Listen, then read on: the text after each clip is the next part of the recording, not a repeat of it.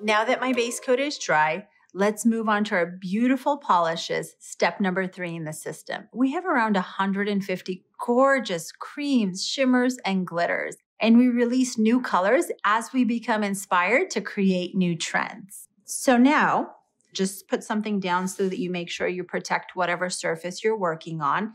And today, I'm going to go with my favorite red called Lit. And now that we have applied 2 layers of base, we're ready for step number 3. Because Dazzle Dry polishes dry so quickly, there's a trick to applying them to avoid streaking or disrupting the previous layer. The key is more polish on your brush, minimal pressure on your brush, and work mostly with the tip of your brush for best results. You're going to notice that I don't press hard and fan out the bristles. You want to go easy on the first layer and a little more generous on the second layer.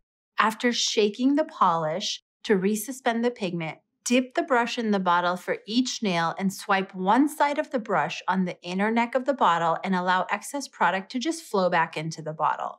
Now you see how the belly of the brush is loaded with polish on one side? That is what you are looking for. Now we're going to apply the first layer of polish using about a medium consistency. Not too thin, not too thick. When I set the brush down, I don't butt the brush up to the cuticle. I keep a small margin between the brush and the cuticle and push the brush towards your cuticle to form your guideline.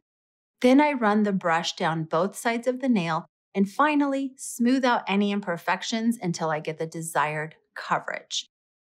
You want to apply enough product so that it's not too streaky, but it's not quite full coverage just yet. That comes with the second layer.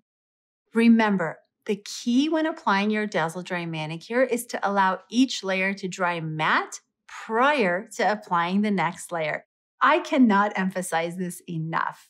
Typically, by the time you're finished with the second hand, the first hand is already dried matte. Pro tip, let it air dry. Don't touch it. Don't use a fan. Don't blow on your nails or flap your hands. We're not trying to take flight here. All of these common practices can impact adhesion. Also, keep in mind you should avoid contact with skin to prevent lifting and chipping. However, don't worry if you get it on the skin. I'm a pro and I still get it on the skin. Simply clean it up as you go with your detail brush or orange wood stick dipped in pure acetone to perfect your application. Same as with the base coat. Encapsulate each nail if they are long enough.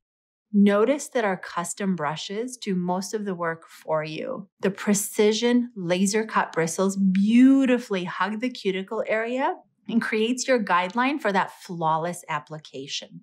The second layer may be applied generously. Be mindful of not applying too heavily so that the polish doesn't roll to one side or pool. Now we will let this layer dry matte prior to applying top coat to finish our manicure. You see how easy this is? I have all the confidence in you that you can do this.